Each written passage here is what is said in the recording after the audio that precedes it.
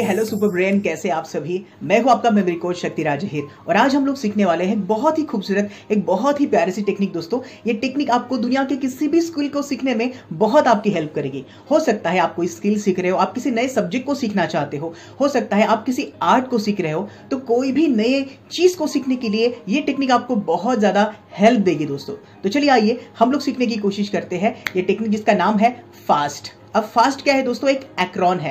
Ekron का मतलब होता है एक फर्स्ट लेटर। जो भी कोई लंबी चीजें हमें सीखनी और समझनी होती है, हम उसको लंबे समय तक याद रहे, इसलिए उसका क्या करते हैं, फर्स्ट लेटर अलग निकाल लेते हैं। फास्ट और कुछ भी नहीं, एक एक्रोन है।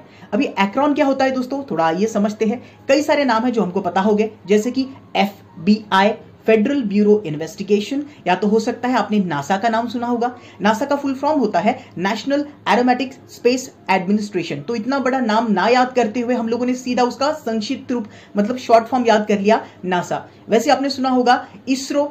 भारत के जितने भी कोई सैटेलाइट लॉन्च किए जाते हैं वो इसरो के द्वारा लॉन्च किए जाते हैं। तो इसरो का भी लॉन्ग फॉर्म होता है इंडियन स्पेस रिसर्च ऑर्गेनाइजेशन। तो दोस्तों, इसी तरीके से हमारा जो भी कोई टेक्निक है जल्दी से किसी भी स्किल को सीखने का, उसका हम लोगों ने एक्रोन बनाया है, जो कि है फास्ट। इस फास्ट में दोस्तों ये जो F है हमारा फर्स्ट लेटर, जिसका कि मतलब होगा F स्टैंड फॉर फॉरगेट, मतलब किसी भी चीज को भूलना। दोस्तों, ज्यादातर लोग अपनी जिंदगी में इसलिए भी ज्यादा नहीं सीख पाते क्योंकि उनके पास जो भी कुछ होता है ना, उसको पहले भूलने के लिए तैयार नहीं होते। एक बात याद रखिए दोस्तों, आप किसी भी गुरु के पास में कोई चीज अगर सीखने जाते हैं, कोई सब्जेक्ट सीखने के लिए जा रहे हैं, कोई स्किल सीखने के लिए जा रहे हैं और आपको लगता है कि आपको सब कुछ पता है, तो याद रखिए दोस्तों, वो गुरु आपको कभी भी कोई बड़ी चीज नहीं दे पाएगा। क्योंकि वहां पर हमें पता है कि हमें लग रहा है कि हमें ज्यादा पता है, तो हम शायद ले भी नहीं पाएंगे। सो इट्स वेरी बेटर कि सबसे पहले हम हमारा कप खाली करें। अगर आपका कप भरा हुआ होगा तो कोई गुरु उसमें ऊपर से एक्स्ट्रा उसको नहीं भर पाएगा दोस्तों, वो सब कुछ वेस्ट ही चला जाएगा क्योंकि वो ओवरफ्लो होगा। सो हमारा फर्स्ट चीज जो हम लोगों ने देखा, F स्टैंड फॉर फॉरगेट, और फॉरगेट में आएगा दोस्तों जो भी कोई सब्जेक्ट का नॉलेज आपके पास में है, किसी भी नई चीज को सीखने के लिए कुछ समय के लिए हम उससे भूल जाए, और जो भी कोई चीज सामने वाला सिखाने वाला है बस उसको हम लोग सीखते रहे। थोड़ा सोच कर देखिए दोस्तों, मैं आपको कोई नया कंसेप्ट सिखाना चाहता हूं, बहुत सारी नई चीजें मैं आपको सिखाना चाहता हूं, और अगर आपको लगता है कि आपको सब कुछ आता है, तो क्या होगा, आपका लॉजिकल माइंड क्या करेगा, बहुत सारे लॉजिक लगाएगा, तर्क देगा, आप अच्छे से सीख नहीं पाएंगे। मेरे किसी भी प्रोग्राम में, अभी तो आप ये ऑनलाइन प्रोग्राम अटेंड कर रहे हैं, जब कोई मतलब 2-3 दिन का प्रोग्राम होता है जहां पर लोग खुद लाइव मुझे देख पाते हैं, उस प्रोग्राम में भी मैं सबको कहता हूं कि आपके पास में जो भी कोई चीजें, मैं चाहता हूं 3 दिन के लिए वो सारी चीजें आप भूल जाए। मैं जो भी कुछ आपको बताने वाला हूं सब कुछ आपके माइंड में आप उसे जाने दीजिए, और 3 दिन के बाद में आप एनालाइज कीजिएगा। जो चीज अच्छी लगती है उसे अपने पास में रखिए, जो अच्छा ना लगे उसे आप निकाल कर बाहर रख सकते हैं। तो सबसे पहली चीज दोस्तों, F स्टैंड फॉर क्या होगा, फॉरगेट। अब ये फॉरगेट में भी 3 चीजें हैं जिसे हमें सीखना और समझना जरूरी है, जिसमें सबसे पहली चीज आती है दोस्तों, whatever you know about the subject first you have to forget. मतलब जो भी कोई सब्जेक्ट आप सीखना चाहते हो, जो भी कोई स्किल आप सीखना चाहते हो, उसके बारे में जो भी कुछ पता है सबसे पहले आपको उसको भूलना होगा। क्योंकि ऑलरेडी मैं आपको बता चुका हूं, अगर हमें लगता है हमें सब कुछ आता है तो दोस्तों यकीन मान के देखिए हमें कुछ भी नहीं आता है। एक बार की बात है दोस्तों, अल्बर्ट आइंस्टाइन से पूछा गया कि सब लोग आपको बहुत ज्यादा बुद्धिमान समझते हैं, हम सब भी आपको बहुत ज्यादा बुद्धिमान मानते हैं, आपको क्या लगता है अपने बारे में? तो बहुत खूबसूरत सा जवाब देते हैं। वो कहते हैं, मैं एक समंदर के किनारे बैठा हुआ हूं और अब तक मैं केवल रेत और कंकड़ पत्थर ही उठा पाया हूं। सामने जब मैं देख रहा हूं तो मुझे पता लग रहा है कि समंदर कितना ज्यादा विशाल है। मतलब सोच कर देखिए दोस्तों, ज्ञान बहुत ज्यादा विशाल है। सबसे पहले हमारे पास में जो भी कुछ है हमको उसको भूलना जरूरी है, और जितना ज्यादा हम लोग ले सकते हैं हमें लेने की कोशिश करनी है। इसके बाद में आता है दोस्तों सिचुएशनल थिंग।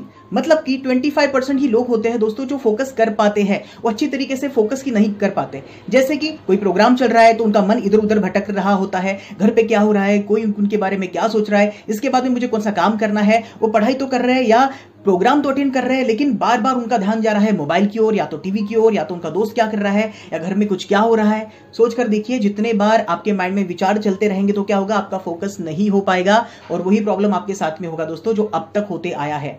या तो एक और चीज है जो हमको समझना जरूरी है। अब ज्यादातर बार काफी लोग क्या करते हैं पता है, पढ़ाई तो कर रहे हैं लेकिन वो सोचते कि मुझे टीवी नहीं देखना, मुझे उस ख्यालों पर विचार नहीं करना, मुझे घर में ध्यान नहीं देना।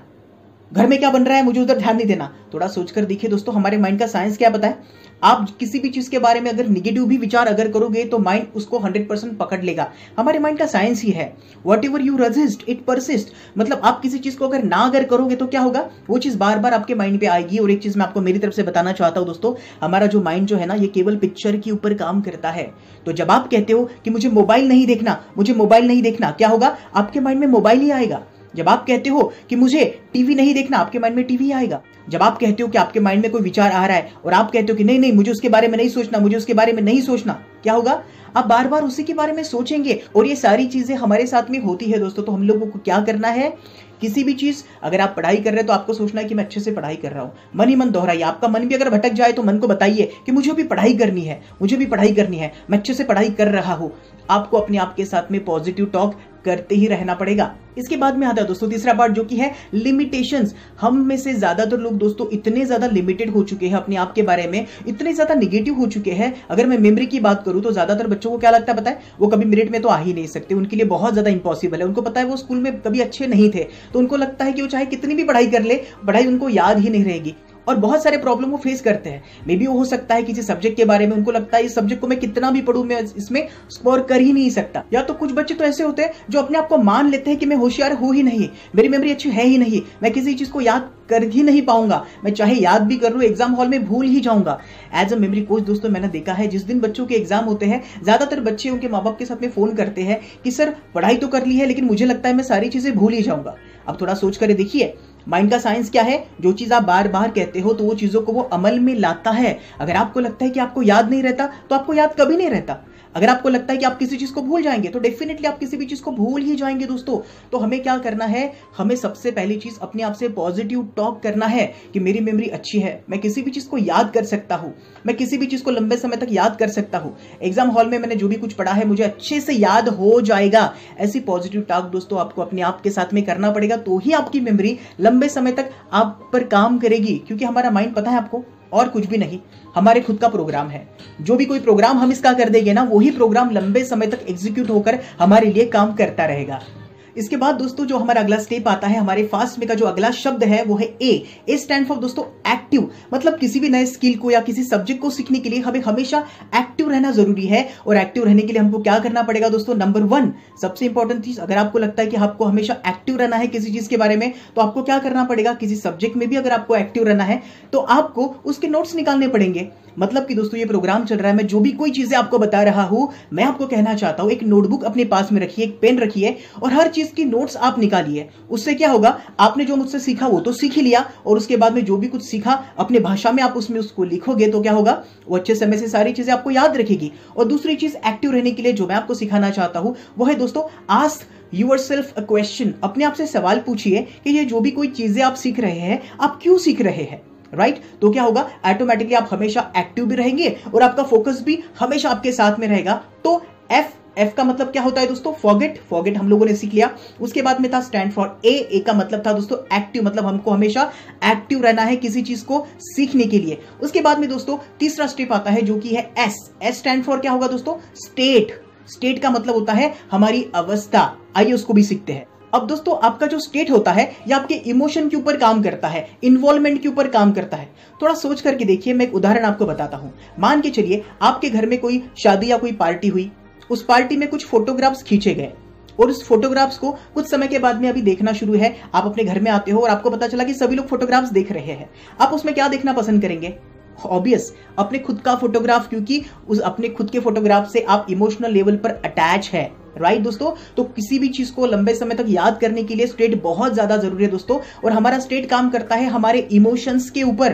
काफी बार ऐसा कुछ हमारे साथ में होता है, कोई इंसान आता है हमसे कुछ कह देता है, कुछ गलत या भरा या बुरा कुछ हमें कह देता है और हमारा स्टेट, हमारा इमोशन हम लोग बिल्कुल चेंज कर देते हैं।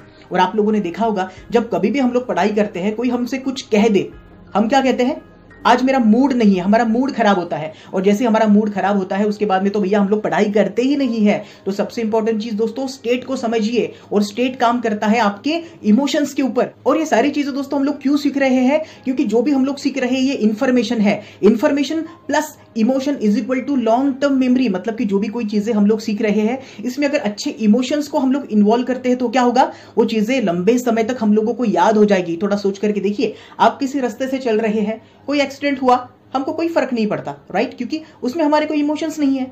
अगली बार हम उसी रास्ते से गुजर रहे हैं, किसी का एक्सीडेंट हुआ, आप करीब जाते हो, देखते हो, आपको पता चलता है आपका कोई रिश्तेदार है, आपका कोई दोस्त है।